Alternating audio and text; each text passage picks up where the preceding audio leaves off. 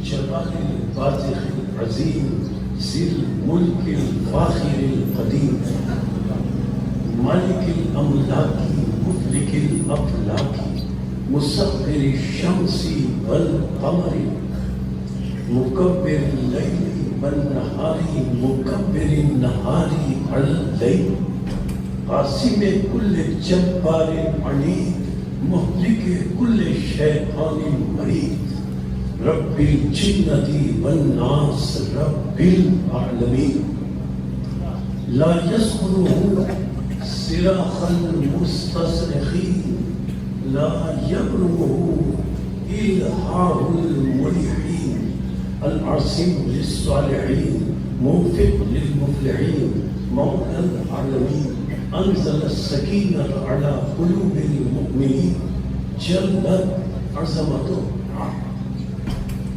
الصلاة والسلام على النبي الأمي العربي الهاشمي القرشي المكي المدني الأبتحي المبتلي أبي القاسم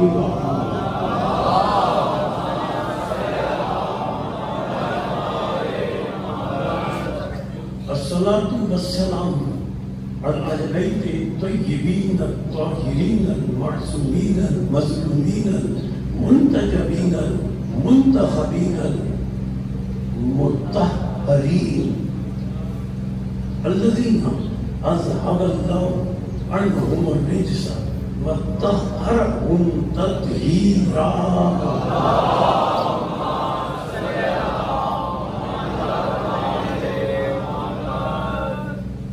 أما بعد فقد قال الحكيم في محكم كلامه المتين وخطابه المبين هو أصدق الصادقين وقوله الحق لأنه هو مؤلن الحق بالحق. بسم الله الرحمن الرحيم. شرع لكم من الدين ما وصى به نوحا والذي أوحينا إليك وما وصينا به إبراهيم وموسى وعيسى أن أقيموا الدين ولا تتفرقوا فيه كبر على المشركين ما تدعوهم إليه. الله يجتبي إليه من يشاء ويهدي إليه من ينيب. سلام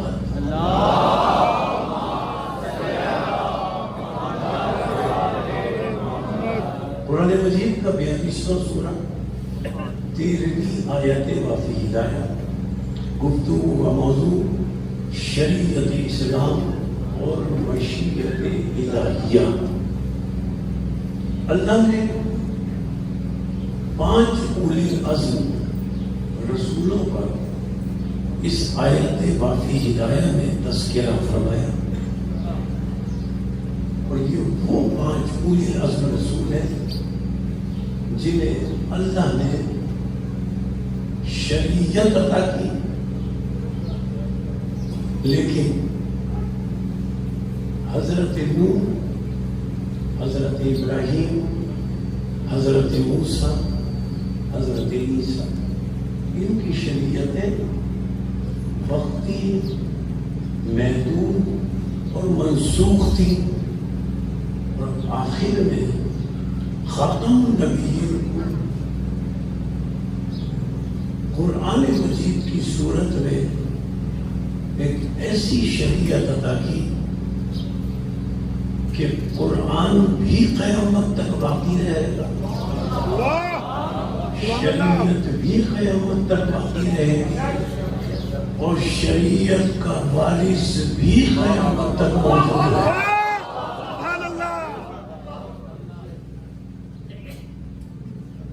شریعت کی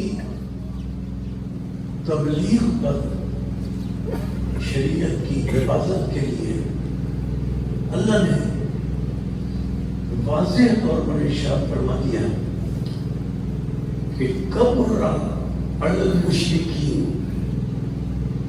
ما تدعو الیہ، کہ اے رسول تم جو شریعت اسلام کی تبلیغ کرتے ہو، تمہاری یہ تبلیغ مشرکین کو بہت ناگوار گزرتی ہے، ان کے دل پر گرا گزرتی ہے، لیکن اے میرے حبیب، اے خاتم النبیین، اللہ کو پرواہ نہیں ہے کہ ان مشرکین کو تمہاری تبلیغ ناگوار گزرے، اللہ کو پرواہ نہیں ہے۔ کیوں؟ اس لیے کہ اللہ نے اپنی شریعت اسلام کی تبلیغ کے لیے اور اس شریعت اسلام کی حفاظت کے لیے اللہ یجتبی الیہ من یشاء، اس شریعت کی تبلیغ اور اس شریعت کی حفاظت کے لیے اللہ جسے چاہتا ہے مجتبی بنا لیتا ہے، جسے چاہتا ہے مرتضی بنا لیتا ہے، اور جسے چاہتا ہے مصطفیٰ بنا لیتا ہے۔ منصب اللہ نے عطا کیے ہیں، چاہے مجتبی کا منصب ہو، چاہے مرتضی کا منصب ہو، چاہے مصطفیٰ کا منصب ہو، چاہے مبلغ شریعت کا منصب ہو، چاہے حافظ شریعت کا منصب ہو، منصب عطا کرنے والی ذات صرف اور صرف اللہ کی۔ سورہ نساء قرآن مجید کا چوتھا سورہ اس بات کو ذہن میں رکھتے ہوئے آیتوں کے حوالے سے بات کو آگے بڑھاؤں۔ اللہ نے سورہ نساء میں ارشاد فرمایا، ان یکن غنیا او فقیرا فاللہ اولی بہما۔ لفظ اولا پر توجہ ہے۔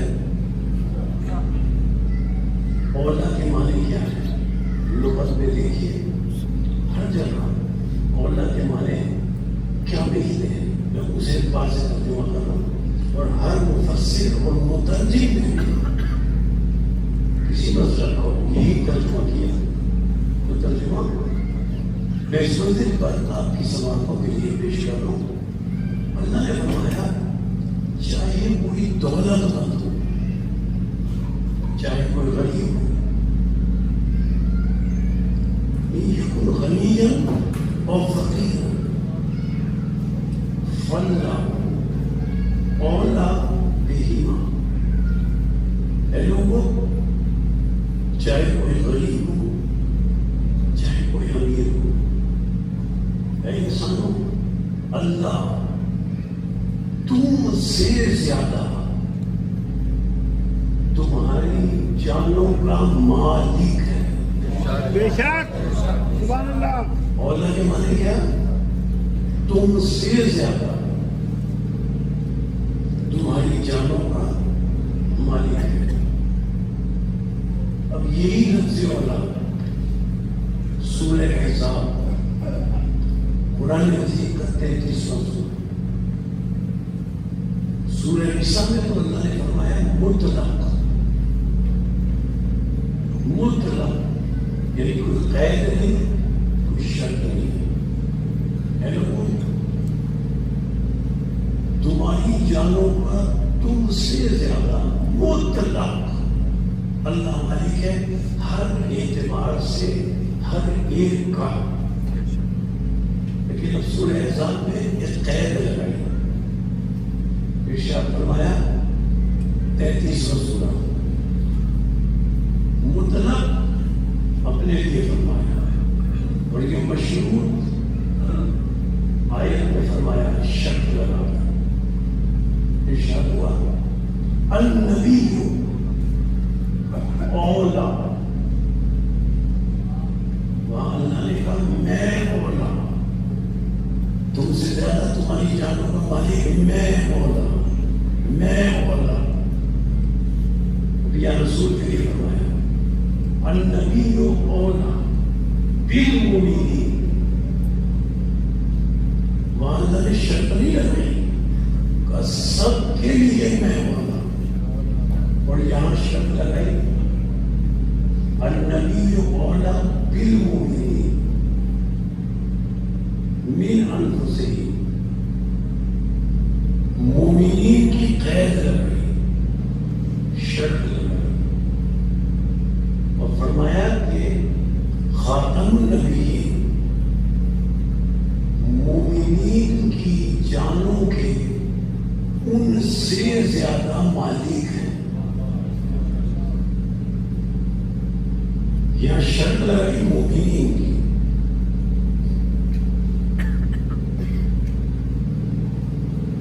اس شرط کا مطلب کیا ہے؟ مسئلہ کے تشریحوں کی تفسیر میں اس شرط کا مطلب یہ ملتا ہے کہ اللہ نے خاتم النبیین کے لیے یہ شرط لگائی کہ یہ مومنین ہیں، ان کی جانوں کے ان سے زیادہ مالک ہیں۔ مطلب یہ ہے مطلق مالک تو اللہ ہے، رسول کی ملکیت کا مطلب یہ ہے کہ مومنین کی جانوں میں کچھ ملکیت رسول رکھتے ہیں، مکمل ملکیت رکھنے والا اللہ ہے۔ اللہ نے فرمایا مومنین کی جانوں میں کچھ ملکیت رسول رکھتے ہیں۔ اللہ اولا مطلب، رسول اولا مشروط، کچھ ملکیت رکھنے والے۔ اب رسول نے یہی لفظ خدیر میں استعمال کیا، کس سے خطاب کر کے؟ مومنین سے، جو حاجی بھی تھے نمازی بھی تھے، ان سے خطاب کر کے اللہ نے کہا مومنین کے لیے اے رسول تم اولا ہو، ان کی جانوں میں کچھ ملکیت تم رکھتے ہو۔ اب رسول نے غدیر میں مومنین سے پہلا خطاب یہ کیا الستم اولا بکم من انفسکم، اے مومنو کیا تم یہ یقین رکھتے ہو کہ میں رسول تمہاری جانوں کا تم سے زیادہ مالک ہوں؟ قالوا بلا، سب نے کہا ہاں آپ ہماری جانوں کے ہم سے زیادہ مالک ہیں۔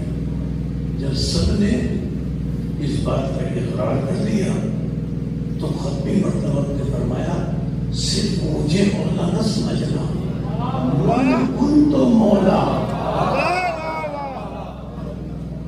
فہذا علی مولا، جس کا میں مولا اس کا یہ علی مولا، جس کے لیے میں مولا اس کے لیے یہ علی مولا۔ یہ کچھ ملکیت کا مطلب کیا ہوا کہ مومنین کی جان میں کچھ ملکیت رکھتے ہیں۔ تو معصوم کے فرمان کے تحت ان کی نس کے حوالے سے گفتگو کر رہا ہوں جو مسئلے کے تشریحوں میں ہے کہ معصومین نے یہ فرمایا کہ رسول اور اہل بیت یہ جو مومنین کی جانوں پر کچھ ملکیت رکھتے ہیں، اس کا مطلب یہ ہے کہ جب حشر کا میدان ہوگا اور حشر کے میدان میں حساب کتاب ہوگا تو یہ رسول اور آل رسول مومنین جو ان سے محبت اور محبت رکھتے ہیں، سبحان اللہ، جو مومنین ان سے محبت اور محبت رکھتے ہیں، حشر کے میدان میں رسول اور آل رسول اللہ کی بارگاہ میں عرض کریں گے، یا اللہ ان مومنین کی محبت اور محبت کی وجہ سے ہم بھی ان کی جانوں میں ملکیت رکھتے ہیں،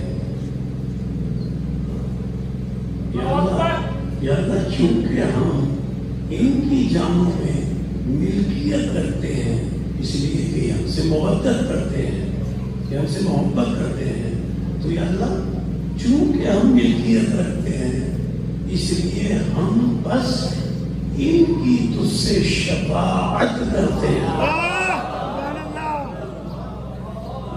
واہ جی واہ، یعنی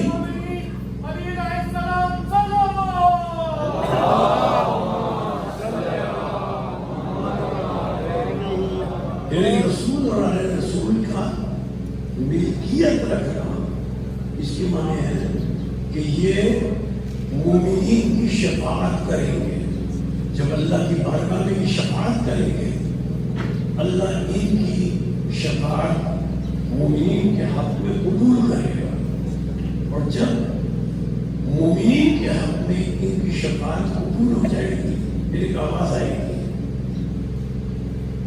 القیا، سورہ قاف 50واں سورہ، القیا فی جہنم کل کفار عنید۔ القیا دو ہستیوں سے خطاب ہے، تسمیہ کا صیغہ ہے، القیا یعنی دو افراد سے خطاب ہے۔ اب کوئی بتائے نا ہمارے علاوہ، فقہ جعفریہ والوں کے علاوہ کوئی بتائے کہ وہ دو افراد کون سے ہیں کہ جن سے اللہ حشر کے میدان میں خطاب کر رہا ہے؟ ان دو افراد کے بارے میں اگر سمجھنا چاہیں تو آیت کا یہی جز بتا دے گا کہ وہ دو کون ہیں۔ دو سے مخاطب ہو کر اللہ کہہ رہا ہے، وہ دو کون ہیں؟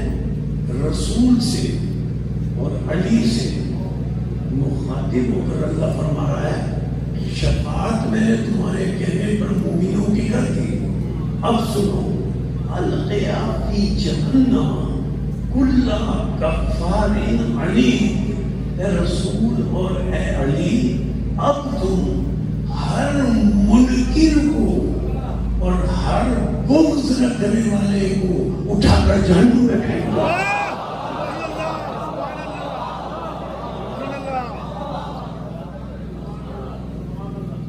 شفاعت کی جب بات کی جاتی ہے تو بہت سے مسئلے کہے جاتے ہیں کہ ہماری پیشوا شفاعت کریں گے، تو یہ اللہ قرآن میں بات کرتے ہوئے شریعت اسلام اور مشیت الہی تک گفتگو کو لے جانا چاہتا ہوں۔ ہر ایک یہ دعویٰ کرتا ہے جو شفاعت کا قائل ہے، تو میں اللہ کی بارگاہ میں عرض کروں گا، یا اللہ قرآن میں ہمیں یہ بتا دے کہ جو تیری بارگاہ میں شفاعت کرنے کا حق رکھتے ہیں، نام تو تم قرآن میں بتاتا نہیں ہے، بسم اللہ، تیرا طرز تکلم یہ نہیں ہے، تیرا اسلوب بیان نہیں ہے، پہچان تو بتاتا ہے، تو یا اللہ کوئی ایسی پہچان بتا دے کہ کوئی غلط دعویٰ نہ کر سکے اور پتہ چل جائے اس پہچان کے ذریعے کہ آخرت میں مومنین کی جانوں میں ملکیت رکھ کر یہ شفاعت کرنے والے کون ہیں؟ تو سنیں، صرف سورہ النحل 78واں سورہ، اس کی 38ویں آیت کا آیت پڑھ کر صرف ترجمہ کر رہا ہوں، کوئی تفسیر نہیں، کوئی تشریح نہیں۔ اللہ نے ارشاد فرمایا حشر کے میدان کا ذکر کرتے ہوئے، اللہ فرماتا ہے یوم یقوم الروح والملائکۃ صفا۔ سنو، حشر کا میدان ایسا ہوگا، ہولناک منظر ہوگا کہ روح القدس اور فرشتے سب صفے بنائے کھڑے ہوں گے، ولا یتکلمون یوم یقوم الروح والملائکۃ صفا لا یتکلمون الا من اذن له الرحمن۔ کسی فرشتے میں، روح القدس میں، کسی انسان میں، کسی جن میں یہ جرأت نہیں ہوگی کہ اللہ کی بارگاہ میں بات کر سکے یا اللہ کی بارگاہ میں شفاعت کر سکے یا اللہ کی بارگاہ میں کسی کی سفارش کر سکے۔ اللہ فرماتا ہے جو شفاعت کرنے والے ہیں ان کی پہچان ہی ہے، آیت میں بتائی کوئی نہیں بول سکے گا۔ حشر کے میدان میں اس منزل پر کسی کو کلام کرنے کی اجازت نہیں ہوگی۔ اللہ فرماتا ہے صرف وہ بولے گا جس کے اندر یہ دو باتیں ہوں گی۔ پہلی بات کیا؟ لا یتکلمون الا من اذن له الرحمن وقال صوابا۔ صرف وہ بول سکے گا کہ جسے اللہ بولنے کا اذن دے چکا۔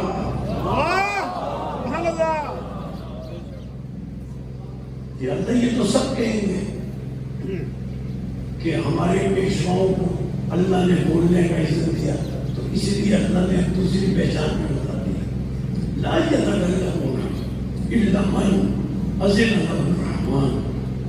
اللہ فرماتا ہے کسی میں ہمت اور جرأت نہیں ہوگی کہ وہ میری بارگاہ میں بول سکے، الا سوائے ان کے من اذن له الرحمن، جنہیں اللہ اذن اور اجازت دے چکا۔ اور دوسری پہچان کیا ہے؟ آیت آگے بڑھی، وقال صوابا۔ پہلی بات یہ ہے کہ اللہ انہیں اذن اور اجازت دے چکا، اور دوسری بات یہ ہے، ان کی دوسری پہچان یہ ہے وقال صوابا، کہ وہ جب بولے سچ بولے۔ اگر میں کوئی حدیث پیش کروں، کوئی روایت پیش کروں، تو کوئی اور بھی کوئی روایت پیش کر دے گا، تو آئیے قرآن سے پوچھیں یہ مومنین کی جان میں ملکیت رکھ کر ان کی شفاعت کرنے والے کون ہیں جن کی پہچان اللہ نے بتائی کہ جو جب بولے سچ بولے۔ جب ہم نے قرآن میں تلاش کیا تو سورہ آل عمران، قرآن مجید کا تیسرا سورہ، اور معلوم پایا فمن حاجک فیہ من بعد ما جاءک من العلم فقل تعالوا ندعو ابناءنا وابناءکم ونساءنا ونساءکم وانفسنا وانفسکم ثم نبتہل فنجعل لعنت اللہ علی الکاذبین۔ اے رسول، ان جھوٹے عیسائیوں کے مقابلے میں انہیں لے کر جاؤ جو جب بولے سچ بولے۔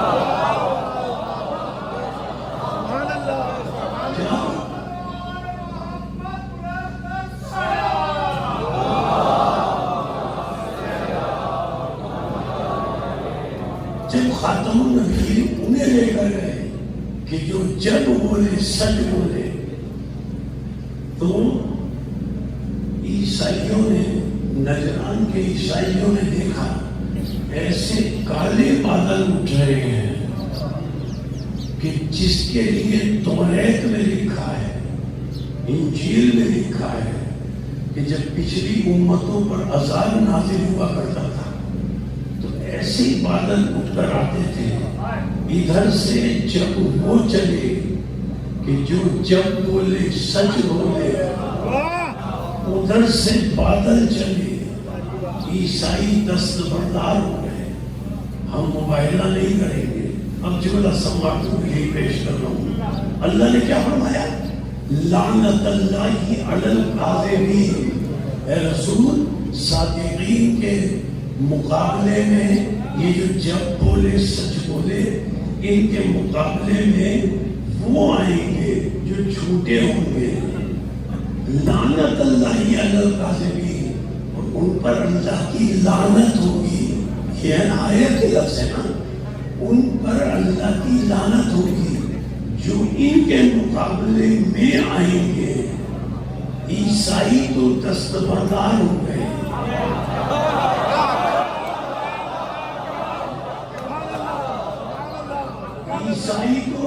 عیسائی تو دستبردار ہو گئے۔ ہم ان کے مقابلے میں نہیں جائیں گے، ورنہ اللہ ہم پر لعنت نازل کرے گا۔ تو بات تو طے ہو گئی، عیسائی لعنت سے بچ گئے، لیکن وہ نہیں بچ سکتے جو پنجتن کے مقابلے میں۔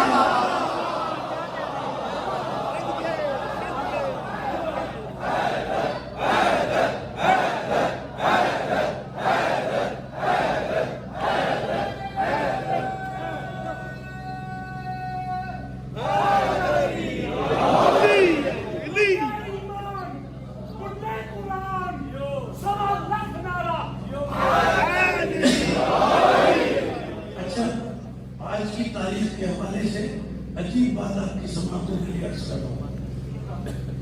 8 محرم کے حوالے سے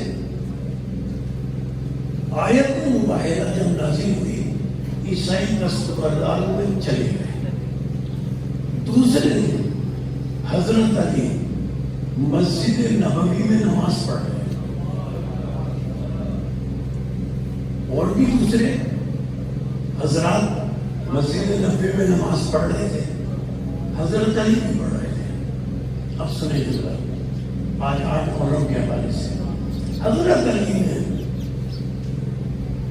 نماز کے بعد اپنے دونوں ہاتھوں کو اللہ کی بارگاہ میں بلند کیا اور بلند آواز سے دعا کی، یا اللہ اب مجھے بھی ایک بیٹا دے دے۔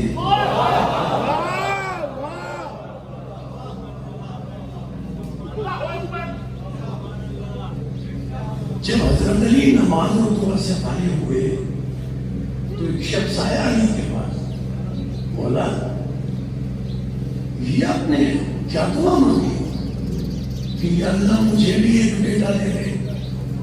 تو آپ کے پاس تو امام حسن امام حسین علیہ السلام جیسے جوانان جنت کے سردار ہیں، وہ آپ کے بیٹے ہیں۔ علی نے فرمایا پہلے جو آیت مباہلہ نازل ہوئی تھی وہ تم نے نہیں سنی؟ اللہ نے بتایا یہ میرے بیٹے ہیں ہی نہیں، یہ تو رسول کے بیٹے ہیں۔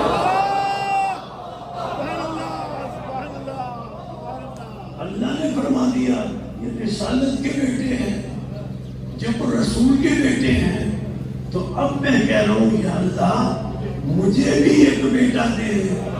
یا اللہ میں نبوت کا محافظ ہوں، مجھے وہ بیٹا دے جو امامت کا محافظ۔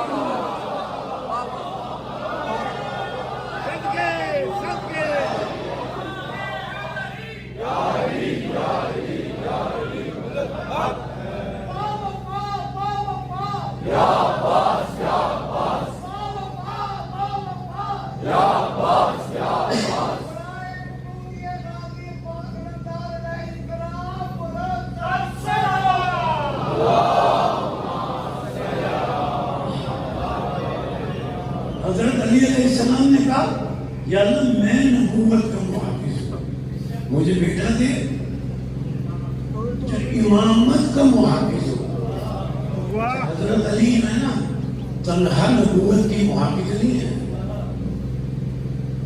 मैं अपनी जानिब से नहीं कह रहा। सूरह नाम कुरान मजीद का 6वां सूरा, और सब मुत्तफिक हैं कि इस सूरह नाम की जितनी आयतें हैं मक्के में नाज़िल हुई। अब मैं ये बहस नहीं करना चाहता कि कौन सा मक्की सूरा है जिसमें मदनी आयतें डाल दी गई और कौन सा मदनी सूरा है जिसमें मक्की आयतें डाल दी गई, लेकिन सब मुत्तफिक तो हैं ना कि सूरह नाम में जितनी आयतें नाज़िल हुई वो सारी मक्के में नाज़िल हुई। तो तन्हा हजरत अली नबूवत के मुहाफिज नहीं है। अल्लाह ने तज़किरा फरमाया मक्के में, आयत नाज़िल हुई मक्के में, जिक्र है मक्के का, आयत का नुज़ूल मक्के में, अब तर्जुमा भी होगा मक्के के एतबार से। आयत पढ़ो, अल्लाह फरमाता है मक्के के रसूल पर अल्लाह आयत नाज़िल फरमाता है, उलाइका लज़ीना आतैनाहुमुल किताब वल हुक्म वन नबूवता।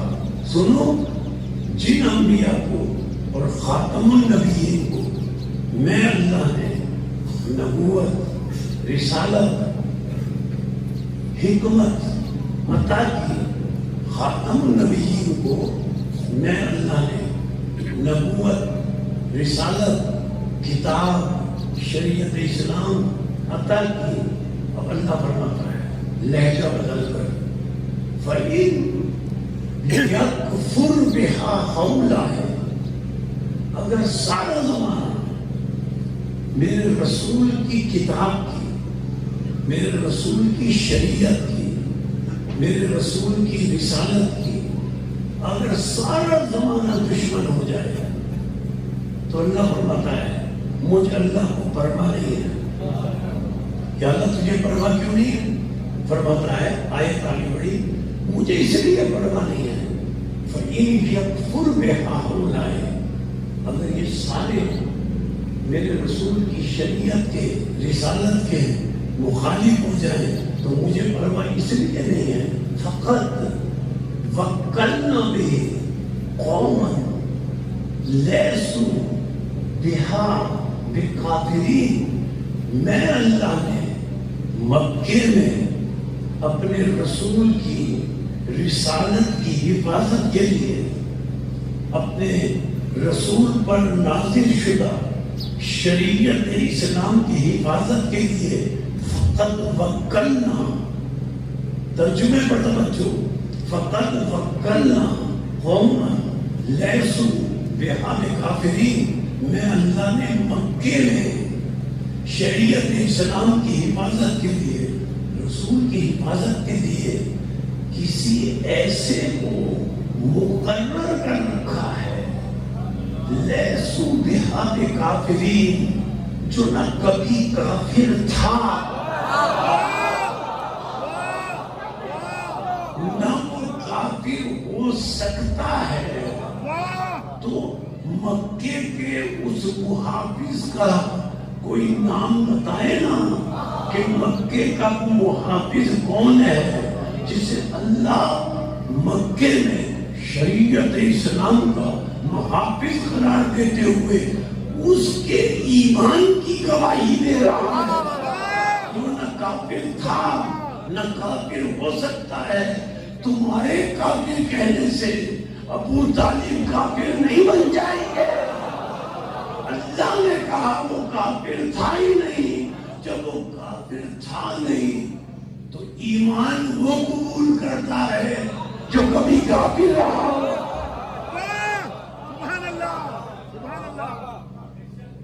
तो मक्के के मुहाफिज अल्लाह ने सूरह अनाम में फरमाया हजरत अबू तालिब है। हजरत अबू तालिब अलैहिस्सलाम अल्लाह ने मक्के में रिसालत का शरीयत इस्लाम का मुहाफिज मुकर्रर कर दिया। अच्छा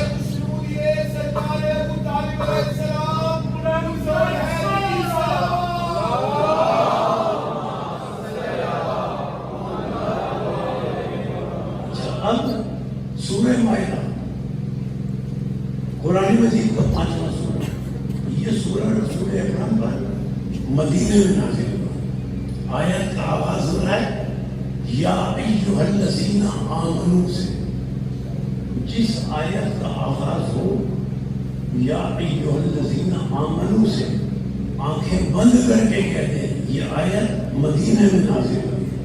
سبحان اللہ۔ اس لیے جو آیت مکی میں نازل ہوئی، وہاں اللہ جب خطاب کرتا ہے تو اللہ فرماتا ہے یا ایھا الناس، اے لوگوں۔ مدینے میں جب خطاب کرتا ہے تو اللہ فرماتا ہے یا ایھا الذین آمنوا، اے ایمان والو۔ تو جس آیت کے شروع میں یا ایھا الذین آمنوا سمجھ لیں یہ مدینے میں نازل ہوئی۔ سورہ مائدہ 5واں سورہ، اس کی آیت ہے۔ اللہ فرما رہا ہے یا ایھا الذین آمنوا۔ دیکھیں اس آیت کا بھی لہجہ وہی ہے جو سورہ انعام کی آیت کا ہے، اس آیت کے بھی تیور وہی ہے جو سورہ انعام کی آیت میں اللہ کے ہیں۔ اللہ نے اس میں ارشاد فرمایا یا ایھا الذین آمنوا من یرتد منکم عن دینہ، اے ایمان والو۔ مشرک سے بات نہیں کی جا رہی، کافر سے بات نہیں کی جا رہی، اے ایمان والو اگر تم میں سے کوئی دین اور شریعت اسلام کو چھوڑ کر مرتد ہوتا ہے تو اللہ فرماتا ہو جائے، مجھے اس کی پرواہ نہیں ہے۔ قرآن مجید کا کوئی لفظ بغیر کسی حکمت کے نہیں ہوتا۔ اللہ نے فرمایا تم میں سے اگر کوئی مرتد ہوتا ہے تو ہو جائے، تو کوئی نہ کوئی تو تھا نا جو مرتد ہو رہا ہوگا، سبحان اللہ۔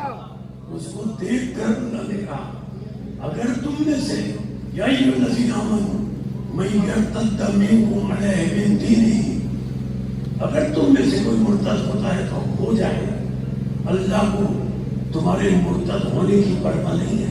فسوف یأتی اللہ بقوم یحبهم ویحبونہ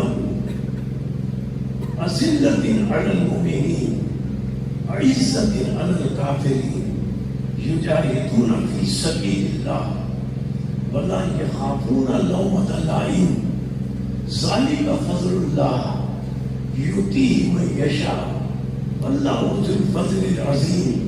اللہ فرماتا ہے اگر تم میں سے کوئی مرتد ہوتا ہے تو ہو جائے۔ وہی لہجہ جو سورہ انعام میں اللہ کا تھا کہ مکے میں سے اگر کوئی شریعت اسلام کی طرف نہیں آتا نہ آئے، اللہ کو پرواہ نہیں ہے۔ وہی لہجہ وہی تیور یہاں پر تم میں سے اے ایمان والو اگر کوئی شریعت اسلام اور دین کو چھوڑتا ہے تو چھوڑ دے، اللہ کو پرواہ نہیں ہے۔ کیوں پرواہ نہیں ہے؟ اللہ نے فرمایا فسوف یأتی اللہ بقوم، اللہ نے مدینے میں ایسے کا انتظام کر رکھا ہے، رسول کی شریعت اور رسالت کی حفاظت کے لیے ایسے کا انتظام کر رکھا ہے۔ سوف یأتی اللہ بقوم، جس کی پہلی پہچان یہ ہے یحبہ ویحبہ اللہ، اس کی پہچان یہ ہے جسے میں اللہ نے مدینے کا رسالت اور شریعت کا محافظ مقرر کیا ہے، اس کی پہلی پہچان یہ ہے کہ وہ اللہ سے محبت کرتا ہے، اور یک طرفہ محبت نہیں ہے، اللہ بھی اس سے محبت کرتا ہے۔ سبحان اللہ۔ اب جس میں یہ پہچان پائی جائے گی کہ وہ اللہ سے محبت کرتا ہو اور اللہ بھی اس سے محبت کرتا ہو، وہ معلومہ مدینے میں رسول کی رسالت اور شریعت اسلام کا محافظ ہے۔ آئیے تلاش کریں ایسا کون ہے کہ جو اللہ سے محبت کرتا ہے، اللہ اس سے محبت کرتا ہے۔ جب ہم نے تلاش کیا تو صحیح بخاری میں باب فضائل علی میں رسول کا یہ فرمان ملا. خیبر کے 39ویں دن رسول نے ارشاد فرمایا لَأُوتِيَنَّ الرَّايَةَ غَدًا رَجُلًا كَرَّارًا غَيْرَ فَرَّارٍ يُحِبُّ اللَّهَ وَرَسُولَهُ وَيُحِبُّهُ اللَّهُ وَرَسُولُهُ. رسول نے ارشاد فرمایا کل علم اس کو دوں گا جو رجل ہوگا، مرد ہوگا. سارے مردوں میں رسول کہہ رہے ہیں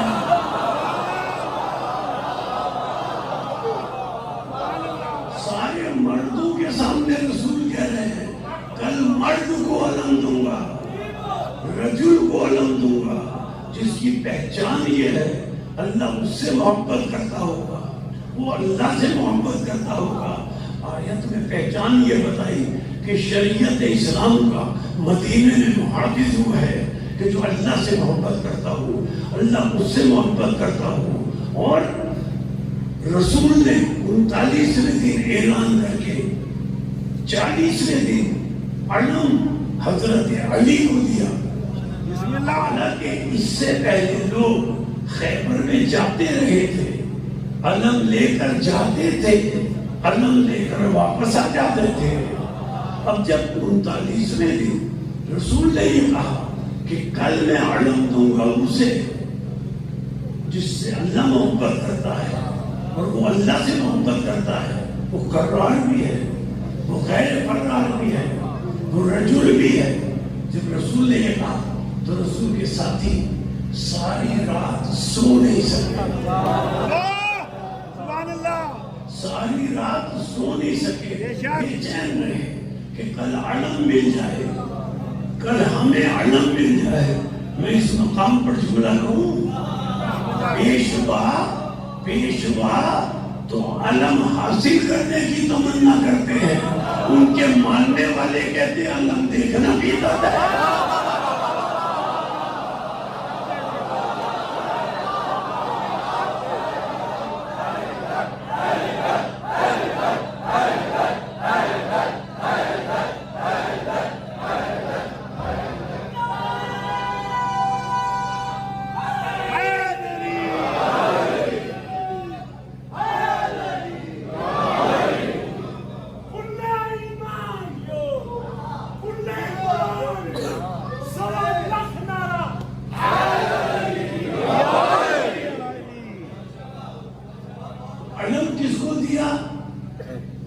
حضرت علی علیہ السلام کو علم دیا.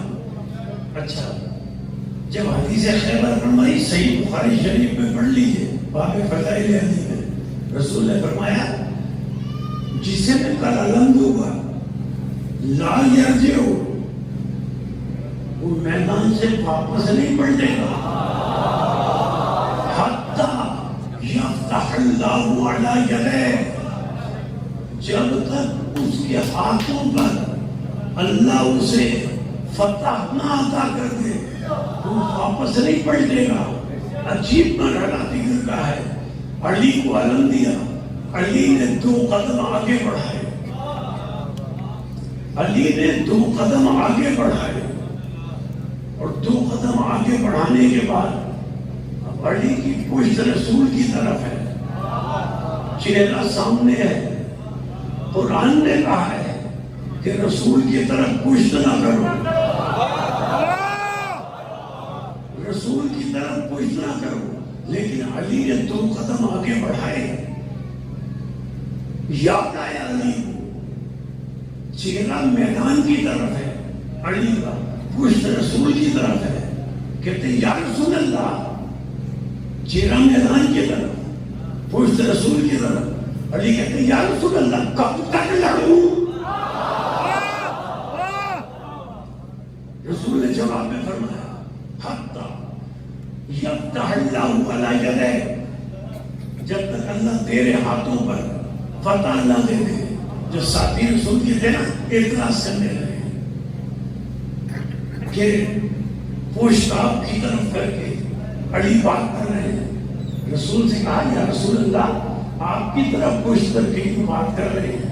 حضرت علی انہیں اپنا چہرہ کی طرف کر کے بات کرنا چاہیے تھا. رسول نے کہا مجھ سے نہ پوچھو، علی سے پوچھو۔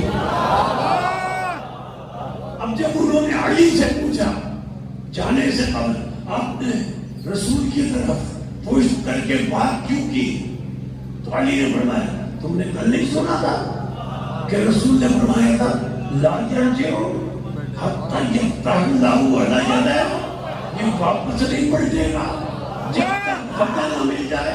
اگر یہ میری طرف چہرہ کر لیتا، اگر علی کہتے میں رسول کی طرف چہرہ کر لیتا تو رسالت کے فرمان کی تکذیب ہو جاتا۔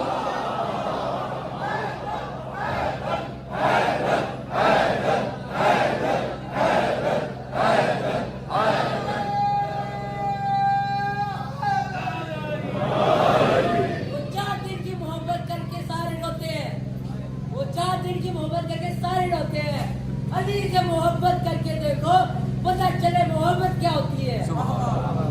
آپ بلند کر کے پوری طاقت کے ساتھ نعرے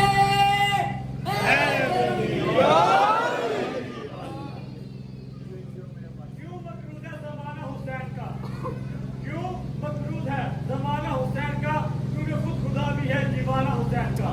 اللہ تیرے وجود پہ لعنت ہے، اس لیے اللہ تیرے وجود پہ لعنت ہے، اس لیے کہ دل میں محبت ہے یزید کی اور پیٹ میں کھانا حسین کا۔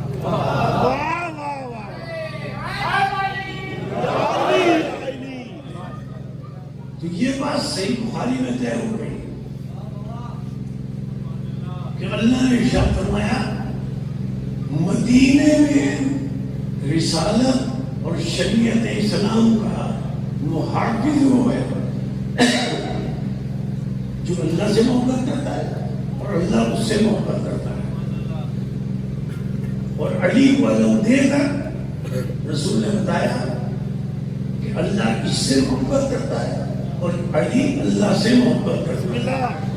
یعنی مدینے کے محافظ کا نام علی ہے، مکے کے محافظ کا نام ابو طالب ہے۔ اسی لیے جتنے غزوات، جتنی جنگیں، جتنے سرایا علی نے لڑے مدینے میں، جتنے جہاد کیے سوائے غزوہ خیبر میں، غزوہ خیبر میں حضرت علی نے اپنا تعارف اپنی والدہ کے حوالے سے کرایا، الذی سمتنی امی حیدر۔ لیکن غزوہ خیبر کے علاوہ جو بھی جنگ علی نے کی اس میں اپنا تعارف حضرت علی نے حضرت ابو طالب کے ذریعے کرایا۔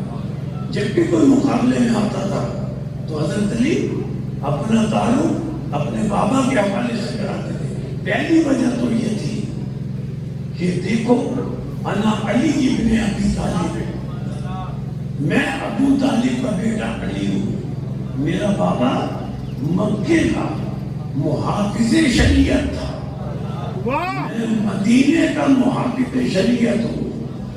اور پھر دوسری بات یہ ہے، ضروری تو نہیں ہے کہ رجز پڑھتے ہوئے والد کا نام بھی لیا جائے، عرب میں کوئی ہر جگہ تو یہ دستور نہیں تھا، لیکن علی جس جنگ میں بھی جاتے تھے جب کوئی مقابلے میں آتا تھا تو اس سے کہتے تھے انا علی ابن ابی طالب، میں ابو طالب کا بیٹا ہوں۔ جب بھی کوئی مقابلے میں آتا تھا علی اس کو بتاتے تھے میں تو ابو طالب کا بیٹا ہوں، میں ابو طالب کا بیٹا ہوں۔ یا ابو طالب کے حوالے سے اپنا تعارف علی کیوں کراتے تھے؟ مقابلے میں آنے والے کو علی بتانا چاہتے تھے سن میرے بابا کا نام تو ابو طالب ہے، بتا تیرے بابا کا نام کیا ہے؟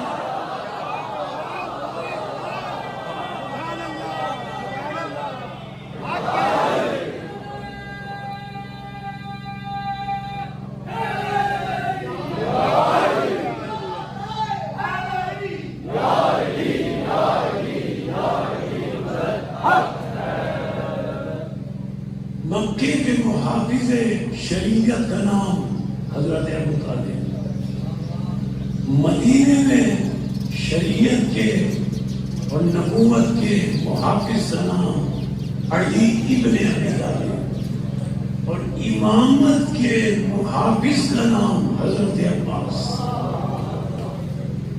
بہت سے لوگ یہ کہتے ہیں، اکثر شیعہ حضرات بھی یہ کہتے ہیں کہ اللہ نے بس ایک علی پیدا کیا. نہیں عزیزان محترم، کیا شان ہے حضرت ام البنین سلام اللہ علیہا کی، کیا شان ہے ام البنین سلام اللہ علیہا کی، جنہوں نے علی کی موجودگی میں کائنات کو دوسرا علی دے دیا.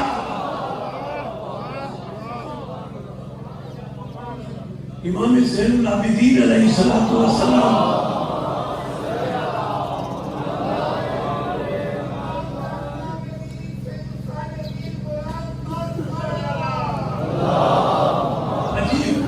عجیب فرمان ہے چوتھے امام کا عجیب فرمان ہے. امام فرماتے ہیں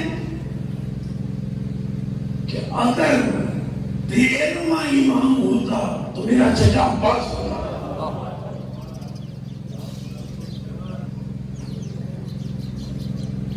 حضرت ام البنین کے والد کا نام ہے حزام، بڑے جلی اور شجاع قبیلے کے، یعنی اتنے شجاع اور بہادر تھے کہ کسی میں یہ جرأت نہیں تھی، وہ اپنے جانوروں کو رسیاں نہیں باندھتے تھے، کسی میں جرأت نہیں تھی کہ ان کے جانوروں کو کوئی لے جائے. حزام نام تھا. حزام نے خواب میں دیکھا کہ ایک در خواب کے عالم میں ان کے ہاتھ میں موتی، ایک نوری موتی، ایک در ان کے ہاتھ میں خواب میں آیا، اور وہ در اور وہ موتی ایسا تھا کہ اس کی روشنی اور نور زمین سے آسمان تک نظر آ رہا تھا. اسی خواب کے عالم میں حزام کے پاس ایک جلیل القدر خواب ہی میں بزرگ ہستی آئی، اور حزام کہتے ہیں میں نے خواب ہی میں ان سے پوچھا کہ یہ جو در، نوری در میرے ہاتھ میں ہے، اس کی قیمت کا آپ کو اندازہ ہے؟ تو جلیل قدر بزرگ نے کہا قیمت کا تو اندازہ نہیں ہے، لیکن یہ در تم کسی جلیل القدر ہستی کے حوالے کرنا، اگر تم اس جلیل القدر ہستی کے حوالے کرو گے تو اس سے ایک ایسا بیٹا پیدا ہوگا جو پوری کائنات کے لیے باعث فخر ہوگا. بس اس خواب کے بعد حضرت ام البنین دنیا میں آئی.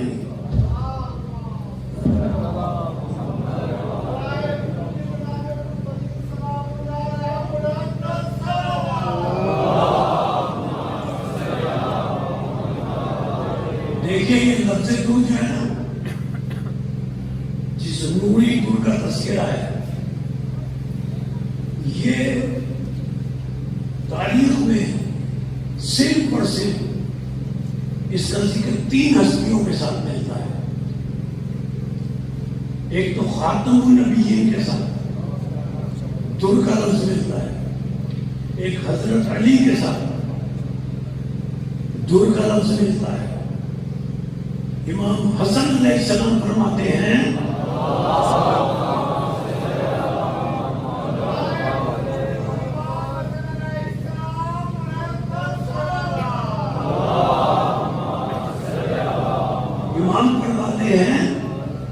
ایک در حضرت علی کے ساتھ، ایک رسول کے ساتھ، ایک حضرت علی کے ساتھ.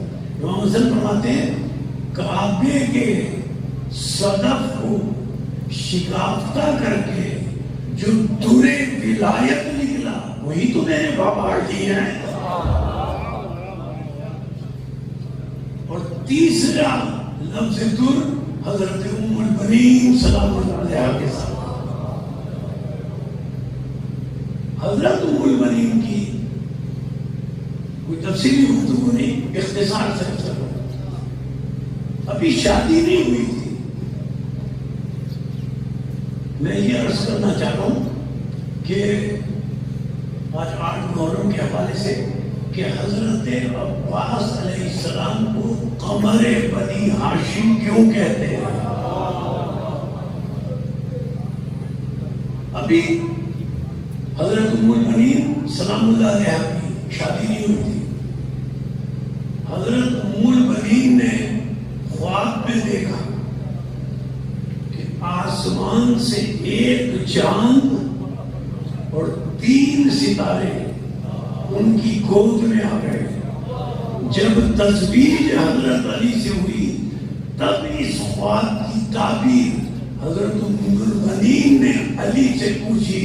علی نے کہا وہ جو چاند تمہاری گود میں آیا تھا وہی تو عباس ہے جو قمر بنی ہاشم ہے.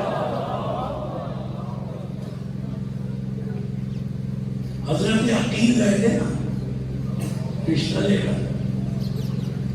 حضرت عقیل بن ابی طالب ہزام کے بعد تو ہزام نے رشتہ فوراً قبول کر کے اپنے لیے بھائی سے شرف قرار دے کے. پتہ ہے جملے کیا کہتے ہیں؟ عقیل ذرا ٹھہر جاؤ, میں 2 رکعت نماز شکرانہ ادا کرے گا.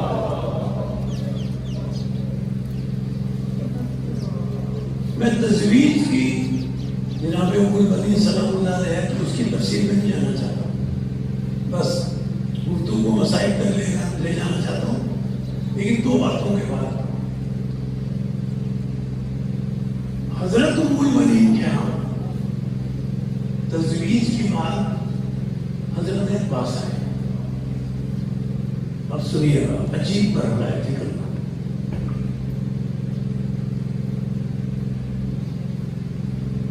علامہ اسد شاہدی علوی کی کتاب ہے, اس میں انہوں نے جملہ لکھا. وہ جملہ یہ ہے کہ ان اللہ علم آدم اسماء الخمسہ. اللہ نے حضرت آدم کو 5 نام سکھائے. علم ام البنین عباس اسما واحدا. اور حضرت ام البنین نے حضرت عباس کو صرف ایک نام سکھایا.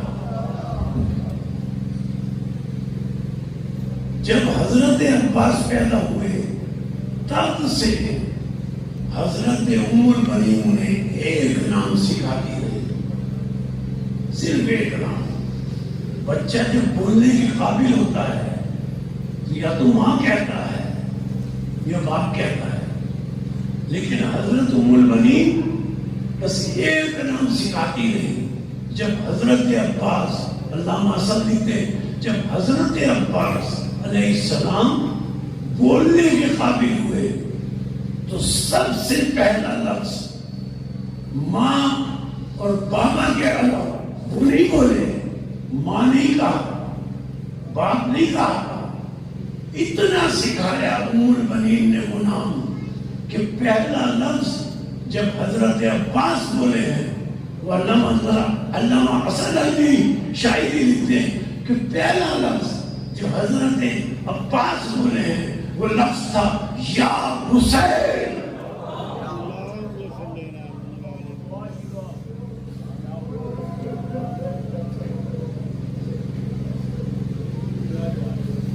حضرت ام البنین سلام اللہ علیہ اپنے 4 بیٹوں سے کہتے تھے تم کنیز کی اولاد ہو. یہ تربیت ہے ان کی.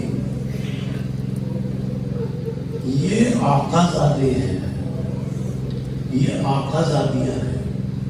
دیکھو چاروں بیٹوں سے کہتی تھی انہیں جب بھی کہو مولا یا کہنا یا مولا دی کہنا یا تو آقا کہنا یا آقا زادی کہنا.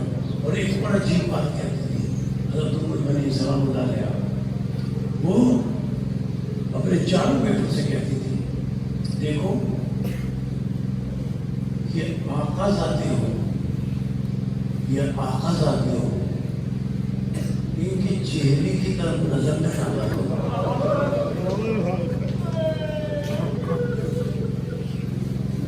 ان کے چہرے کی طرف نظر نہ ڈالا کرو. دو موقع ایسے ملتے ہیں کہ حضرت عباس علیہ السلام نے ایک موقع پر جناب زینب سلام اللہ علیہا کے چہرے پر نظر ڈالی اور ایک موقع پر امام حسین علیہ السلام کے چہرے پر نظر ڈالی. یہ دو موقع نظر آتے ہیں تاریخ میں. ایک موقع تھا حضرت عباس 11 سال کے تھے، حضرت ام المؤمنین بھی بیٹھی ہوئی تھی، جناب زینب سلام اللہ علیہ آئی، حضرت عباس کی نظریں جھکی رہی تھی، ماں کی تربیت تھی. جناب زینب سلام اللہ علیہ آئی اور آ کر کہا بھائی عباس ذرا چہرہ اٹھا کر مجھے دیکھو. عباس کی وفا کو ہمارا سلام، حضرت عباس کی وفا کو ہمارا سلام. جناب زینب سلام اللہ علیہ کہتی ہے عباس بھیا چہرہ اٹھا کر ذرا میری طرف دیکھو. حضرت عباس نے جناب زینب کے چہرے کی طرف نظر کرنے سے پہلے اپنی ماں کی طرف سوالیہ نظروں سے دیکھا، چہرے کی طرف دیکھوں یا نہیں. حضرت ام المؤمنین سلام اللہ علیہ نے کہا بیٹے عباس آقا زادی نے حکم دیا ہے.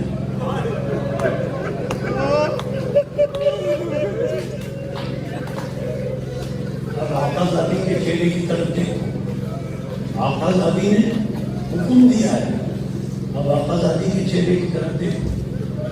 حضرت عباس نے جناب زینب سلام اللہ علیہ کے چہرے کی طرف دیکھا. کیوں جناب زینب سلام اللہ علیہ نے کہا حضرت عباس علیہ السلام کی 11 سال کی عمر تھی، آنکھیں سرخ ہو رہی تھی. جناب زینب سلام اللہ علیہ نے کہا بھائی یہ تمہاری آنکھیں کیوں اتنی سرخ ہو رہی ہیں؟ حضرت عباس علیہ السلام نے کہا یہ ایک موقع ہے. کہتے ہیں آقا زادی کل رات کی بات ہے جب مولا حسین سونے کے لیے لیٹے تو مجھ سے کہا بھیا عباس ذرا پانی پلاؤ.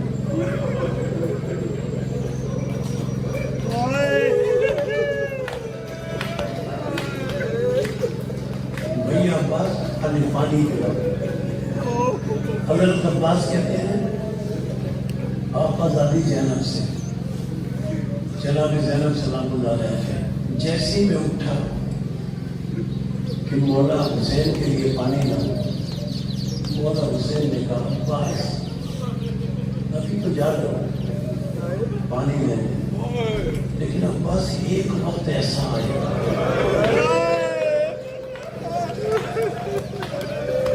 میں پانی مانگوں گا تم نہیں دو گے.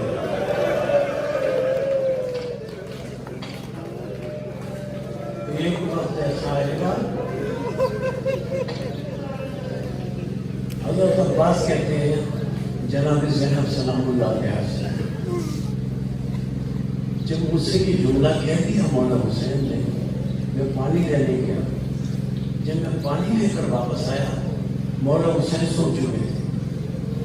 اب چونکہ مولا حسین مجھ سے کہہ چکے تھے کہ میں پانی مانگوں گا تو تم نہیں دو گے.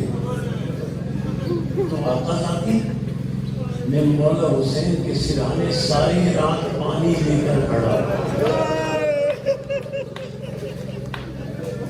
کہ پتہ نہیں کب میرے مولا حسین کی آنکھ کھل جائے اور پتہ نہیں وہ کب مجھ سے پانی مانگے. جناب زینب سلام اللہ علیہ بلند آواز سے چیخ کر روئی اور رو کر کہا بھائی عباس یہ بھائی حسین نے کل رات کے لیے نہیں کہا تھا، یہ کربلا کے لیے کہا.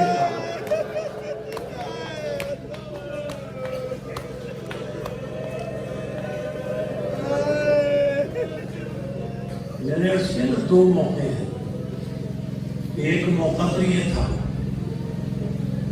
کہ جب حضرت عباس ساری رات جاگتے رہے، آنکھیں سرخ ہو چکی تھی، تو جناب زینب سلام اللہ علیہ نے کہا بہن کو ہمیشہ آقازادی کہا اور ساری زندگی امام حسین علیہ السلام کو بھائی نہیں کہا. حضرت ام المؤمنین سلام اللہ علیہ کی تربیت تھی، جب کہتے تھے مولا کہتے تھے.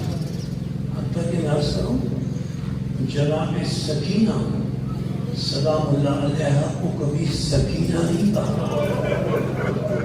ہمارا سلام حضرت عباس کی وفاؤں پر جناب سکینہ کو آخر ذاتی سکینہ کہتے تھے.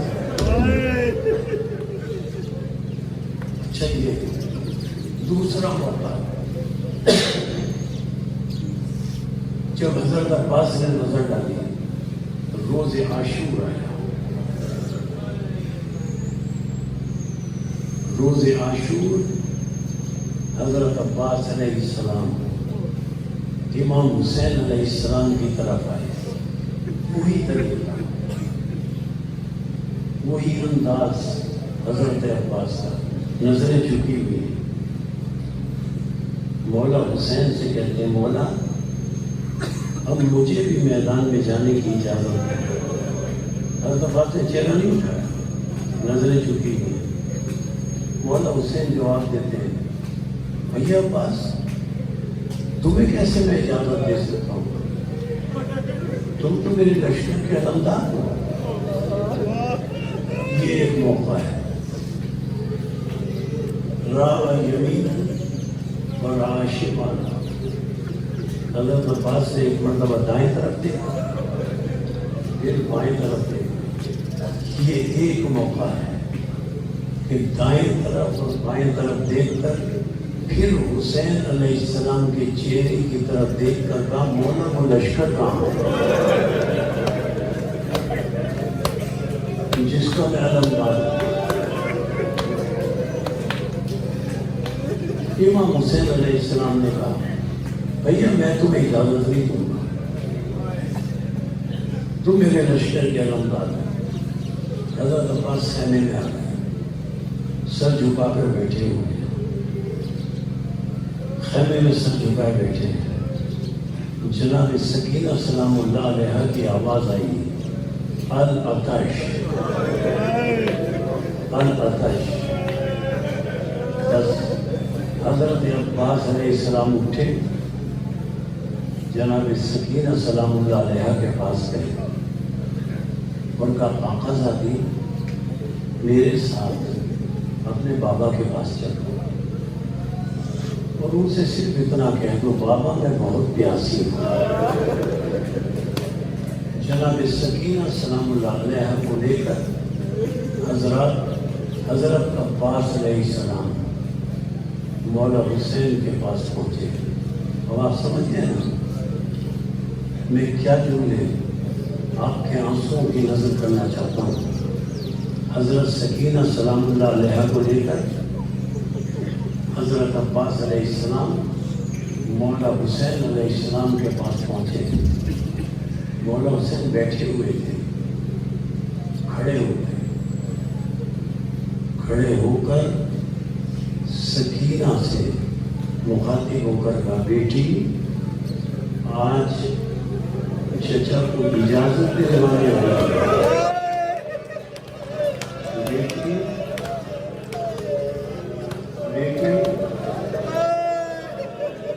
آج چچا کو اجازت دلوانے آئی ہے، سمجھ میں نا تم؟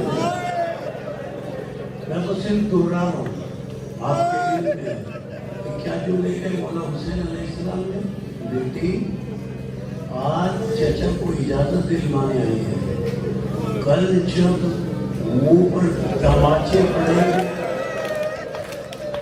کل جب منہ پر تماچے پڑیں گے، کل جب کانوں سے پوشوانے اتریں گے تو اسی چچا کو تو آواز دیں گی۔ اچھا بھیا عباس،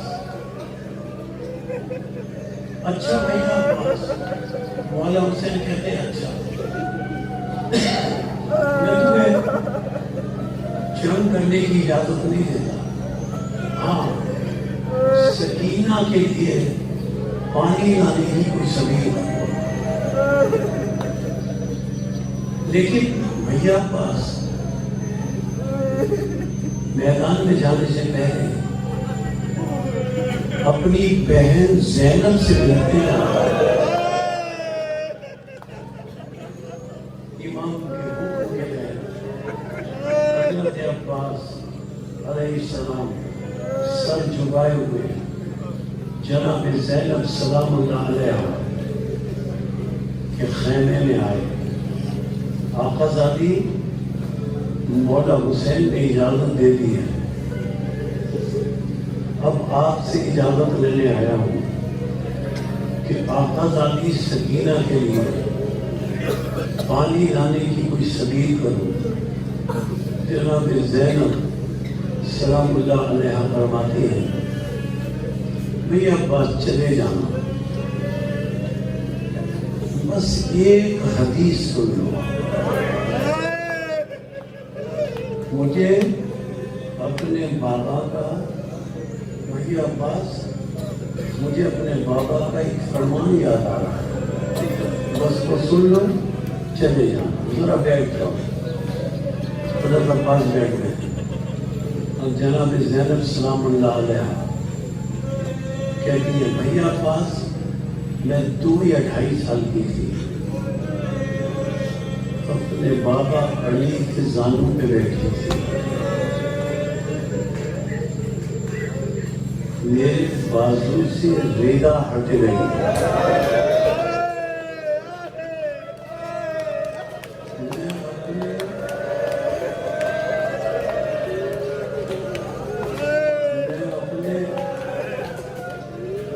بابا کے زانوں پر بیٹھی تھی، 2 یا 2.5 سال کی تھی۔ وہی عباس میرے بازو سے چادر ہٹ گئی، میرے بابا نے میرے بازو کو پیار کرنا شروع کر دیا۔ بھیا عباس جب بابا نے میرے بازو کو بہت زیادہ پیار کیا تو میں نے بابا سے کہا بابا وجہ کیا ہے، اتنا پیار کیوں کر رہے ہیں؟ بھیا عباس کیا بتاؤں؟ بابا علی نے کہا زینب بیٹی اس لیے تیرے بازو کو اتنا پیار کر رہا ہوں کہ ایک وقت آئے گا ان بازوؤں میں رسیاں بن گئی،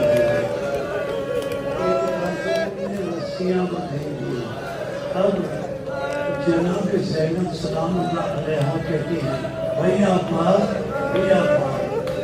میری یہ عمر ہو گئی، جب بھی بابا کا یہ فرمان مجھے یاد آتا تھا میری سمجھ میں نہیں آتا تھا، بابا کا یہ فرمان میری سمجھ میں نہیں آتا تھا، میں سوچتی تھی کہ جس بہن کے 18 بھائی ہو اور جس بہن کا عباس جیسا بھائی ہوگا، اس میں ہمت ہے کہ عباس کی بہن کے ہاتھوں میں رسیاں باندھ سکے۔ بھیا عباس آج بابا کا فرمان سمجھ میں آ گیا. اب میرے ہاتھوں میں بازوں میں اب رسیاں بندھے گی. بھیا عباس جاؤ. حضرت عباس گئے. امام حسین علیہ السلام حضرت علی اکبر سے کہتے ہیں ادھر عباس گھوڑے پر بیٹھے, ادھر حسین نے اپنی کمر کو پکڑا.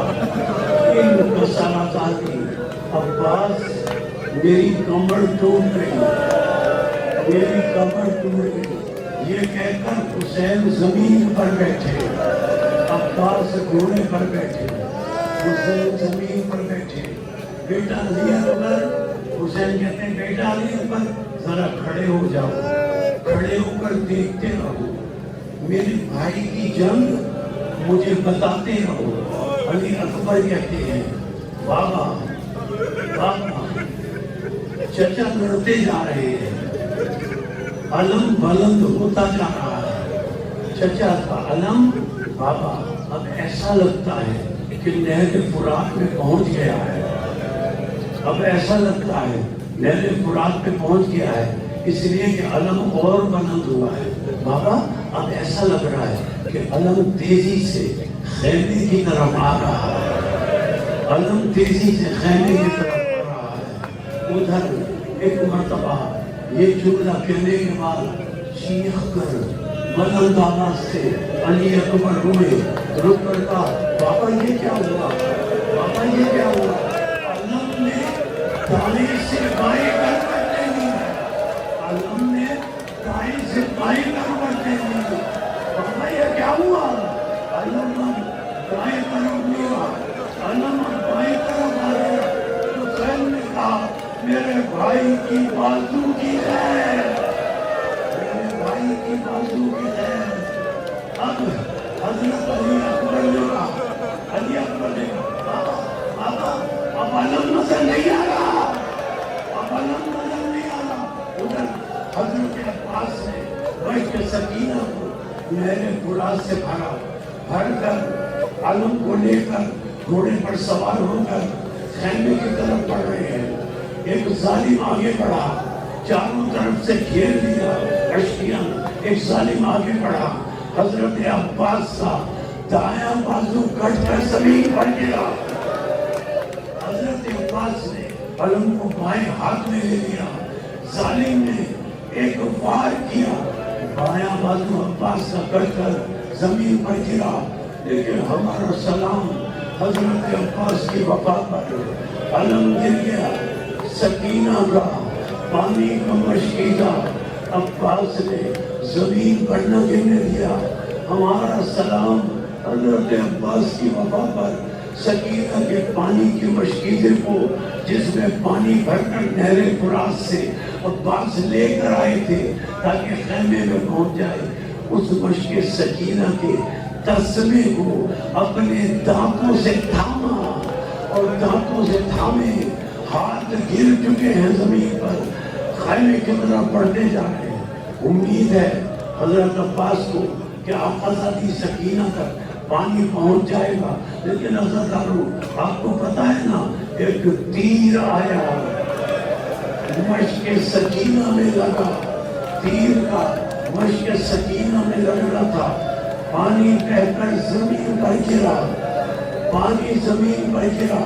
حضرت عباس نے خیمے اہل بیت کی طرف دیکھ کر بلند آواز سے کہا آقازادی سکینہ اپنے چچا کو معاف کر دینا, آقازادی سکینہ اپنے چچا کو معاف کر دینا.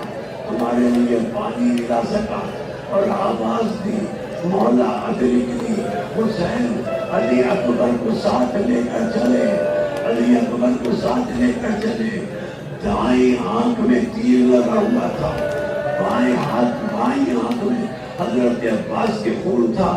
حضرت امام حسین علیہ السلام نے کہا بھیا عباس ویسے تو میں بھی تمہارے پاس آنے والا ہوں, لیکن دنیا کی دستور ہے کہ دنیا سے جانے والے سے پوچھا جاتا ہے کہ وصیت کیا ہے.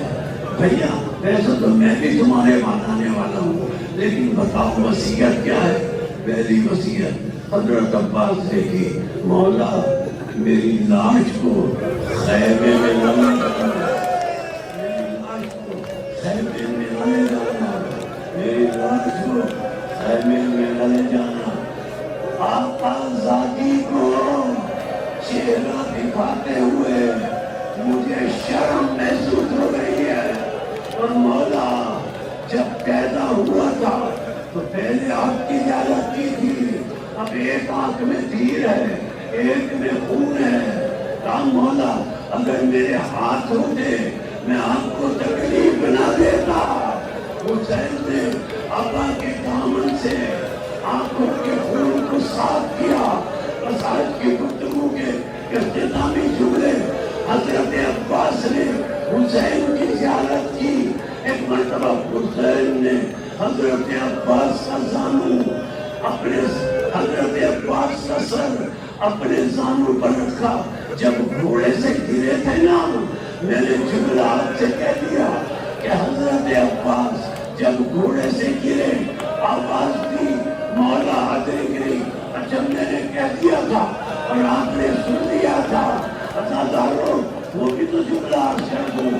ایک ذاکرہ کے خواب میں جناب سیدہ آئی تھی، اور جناب سیدہ نے آگے کہا تھا تم میرے بیٹے عباس کے مسائل بہت اچھے پڑھتی ہے، لیکن تم نے آج تک یہ نہیں بتایا کہ جس کے بازو نہ ہو وہ گھوڑے سے کیسے گرتا ہے، جس کے بازو نہ ہو وہ گھوڑے سے کیسے گرتا ہے۔ بس عباس آخری جملے، عباس کا سر حسین کے زانو پر ہے، عباس کا سر حسین کے زانو پر ہے۔ عباس سے اپنا سر حسین کے زانو سے ہٹا کر زمین پر گرا لیا۔ حسین نے پھر عباس کا سر اپنے زانو پر رکھا، پھر عباس سے نیچے گرا دیا، پھر حسین نے عباس کا سر اپنے زانو پر رکھا، پھر عباس سے حسین کے زانو کا سر ہٹا لیا۔ حسین نے رو کر کہا بھیا عباس یہ بوڑھا بھائی آخری وقت میں تھوڑی سی خدمت کرنا چاہتا ہے، تم وہ خدمت قبول نہیں کر رہے، کیا اپنے بھائی سے ناراض ہو؟ آپ جانتے ہیں نا کہ حضرت عباس نے کیا جملے کہے؟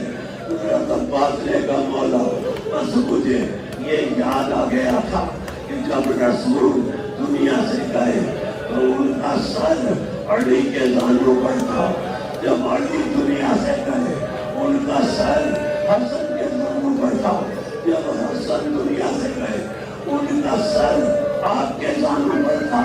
بس مولا میں نے اپنا سر آپ کے زانو سے اس لیے ہٹایا کہ میرے بعد جب آپ جائیں گے تو آپ کا سر کس کے زانو پر ہوگا؟ آپ کا سر کس کے زانو پر ہوگا؟ ایک نشے